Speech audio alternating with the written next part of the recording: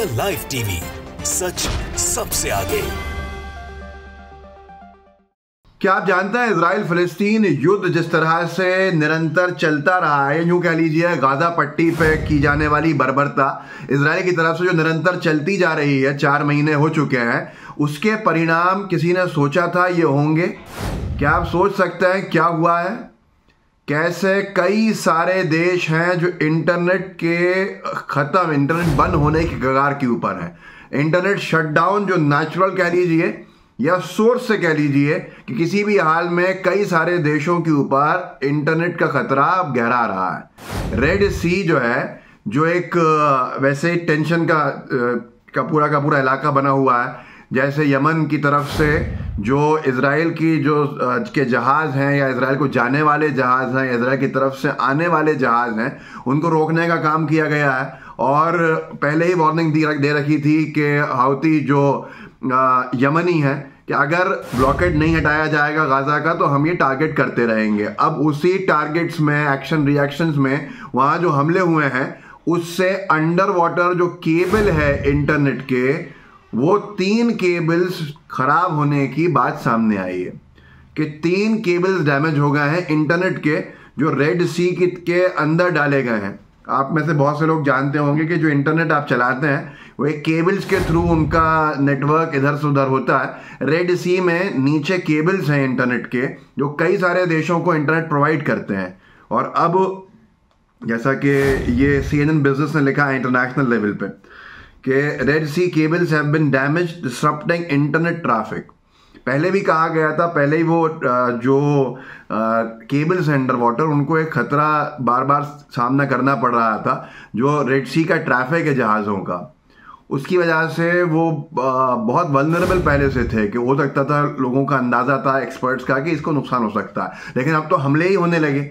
हमले जब से शुरू हुए हैं तो पूरा का पूरा जो ये समझ लीजिए क्वार्टर लिखा है इन्होंने कि एक क्वार्टर ट्रैफिक जो है एशिया, यूरोप और मिडल ईस्ट का, इंक्लूडिंग ट्रैफिक, इंटरनेट ट्रैफिक, वो सब इसके थ्रू होके निकलता है।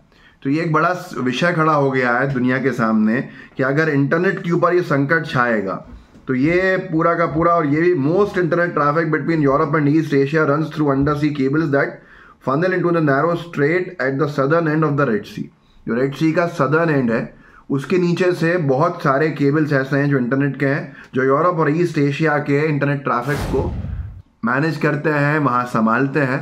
और अब उनमें से 3 जो केबल्स हैं उनका डैमेज होने से जो इंटरनेट प्रोवाइडिंग एजेंसीज हैं, उन्होंने शंका जाहिर करी है कि ये बहुत बड़ा डिसरप्शन होने वाला है। जबकि हाउती ने ये कहा है कि ये गार्जियन ने लिखा भी है कि Houthi is deny targeting underwater cables amid marine disaster warning, कि जिस तरह से यमन की जो ऑफिशियल सरकार है, उन्होंने कहा था कि हाउती बागी जो है वो अंडर वाटर केबल्स को टारगेट कर सकते हैं, तो हाउतीज ने कहा था कि हमारा कोई इंटेंशन नहीं है, ना ही हम करने वाले हैं। ये जो यूएस और यूके हमले कर रहा है, उससे नुकसान पहुंच सकता है अंडर वाटर केबल्स का, और उससे कई सारे देश ऐसे हैं दुनिया के जिनमें इंटरनेट के लिए एक समस्या खड़ी हो जाएगी। और अब वही सब हो रहा है। और जो एजेंसीज हैं जो ये सब जिन्होंने अफेक्ट जिनका हुआ, साउथ अफ्रीकन बेस्ड है सीकॉम, जो एक केबल ओन करती है, एक केबल की मालिक है, जो अफेक्टेड 3 केबल्स हैं उसमें से, उनका कहना है कि किसी भी हाल में इस महीने के आखिर तक, महीना शुरू हुआ, इस महीने के आखिर तक काम शुरू हो ही नहीं सकता है, क्योंकि लगभग 4 से 5 हफ्ते लग जाते हैं परमिशंस लेने के लिए रेड सी के अंदर रेड सी के बेड में काम करने के लिए। और 1 महीना उसमें और लग जाएगा जब वो वायर्स केबल्स को सही करा जाएगा। तो जिन देशों में इंटरनेट रुकेगा, तो ये समझ लीजिए कि वो लगभग 60-70 दिन का ब्लॉकेड होगा। कहाँ गाजा के ब्लॉकेड से लड़ाई शुरू हुई थी और यमन की तरफ से हाउती बागियों ने ये हमले शुरू किए थे, टारगेट करना शुरू किया था वार्निंग देने के बाद कि रेड सी में मूवमेंट नहीं होना चाहिए जब तक हम ब्लॉकेड रखेंगे, जब तक गाजा का ब्लॉकेड आप नहीं हटा दो। जिसके बदले में यूएस और यूके ने हमला किया, फिर वो हमले बढ़े, और अब हमले बढ़ते बढ़ते साफ तौर के ऊपर अभी तक तो फूड और गुड्स के ब्लॉकेट की बात थी, अब इंटरनेट ब्लॉकेट की तरफ हम बढ़ रहे हैं।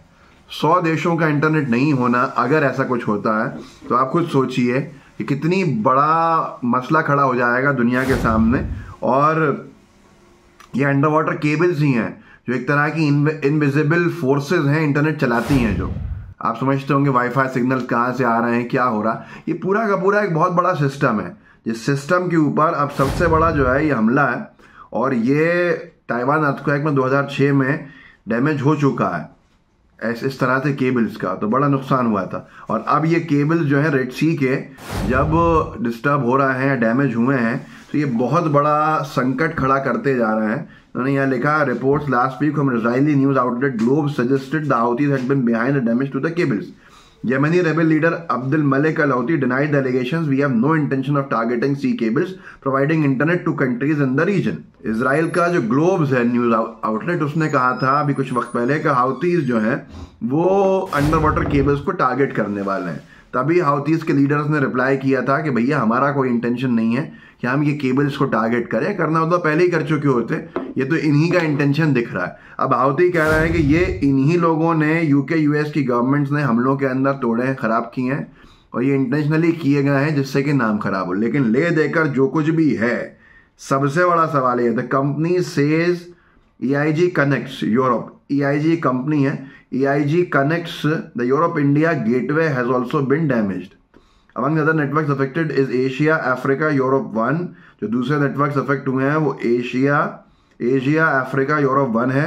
25,000 किलोमीटर का केबल सिस्टम है। 25,000 किलोमीटर क्या होता है, जो कनेक्ट करता है साउथ ईस्ट एशिया को यूरोप से इजिप्ट के जरिए की तरफ से। तो द यूरोप इंडिया गेटवे कहलाता है। EIG ये भी डैमेज हुआ है। EIG कनेक्ट करता है यूरोप को, मिडल ईस्ट को, इंडिया को भी। जो वोडाफोन उसका सबसे बड़ा इन्वेस्टर है, और वोडाफोन एक बहुत बड़ा नेटवर्क है यूके का भी, तो उसने कमेंट करने से मना कर दिया। क्या हमारे जो वोडाफोन यूजर्स हैं उनके इंटरनेट भी एक घातक मोड़ से गुजर रहे हैं? ये वाकई में बड़ा विषय है कि अगर इंटरनेट ही गायब कर दिया जाएगा तो फिर हम किस तरफ जाएंगे, कितना काम ठप होगा, कितना बिजनेस जाएगा, इसका अंदाज़ा आप लगा सकते हैं या नहीं लगा पाएंगे। इस वीडियो को आगे बढ़ाइएगा, लोगों को आप जागरूक कर सकते हैं, ज़रूर कीजिए। व्हाट्सएप ग्रुप्स होंगे उनमें शेयर कीजिएगा, और जितना मेरे कंटेंट को आप आगे भेज सकते हैं ज़रूर भेजिए, ताकि हम कम से कम लोगों को जागरूक कर सकें और जागरूकता फैला सकें। दुष्प्रचार तो बहुत फैला हुआ है, आपके सामने है, लेकिन उस दुष्प्रचार को कहीं ना कहीं रोकने का यही ज़रिया है कि हम सब उस दुष्प्रचार को दूर करने के प्रयास करें, वीडियोस के माध्यम से या जिस भी तरह से कर सकते हैं ज़रूर करें। इस वीडियो को आगे बढ़ाइएगा, लोगों को जागरूक ज़रूर कीजिएगा। जय हिंद, जय भारत। द लाइव टीवी, सच सबसे आगे।